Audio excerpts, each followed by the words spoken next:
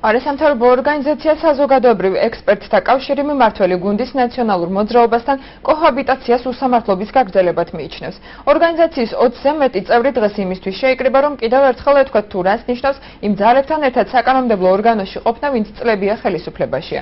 თამაზ ცინცაძე პარლამენტის თავმჯდომარეს დავით უსუფაშვილს იმ განცხადების გამოაკრიტიკებს, რომელშიც მან ნაციონალური მოძრაობის შენარჩუნებაზე ისაუბრა. შეხვედრაზე პარალელურად მიწის რეფორმის შესახებაც ისაუბრეს. ორგანიზაციის წევრები აცხადებენ, რომ გაუმართებელია სოფლის ქალაქის ტერიტორიისთვის მიერთება.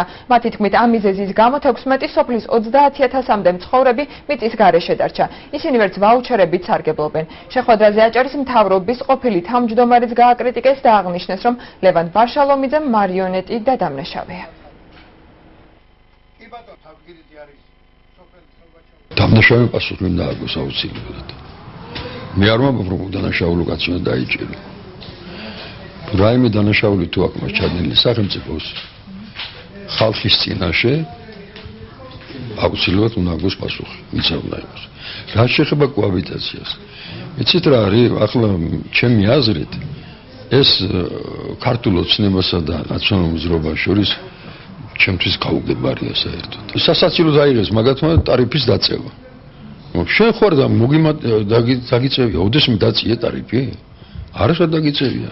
ყოველთვის მაღლა წევდი, ხო? და ჩვენ მაგალითად ძალიან კარგად ვიცით, რატომ იყო ეს ტარიფები აწეული.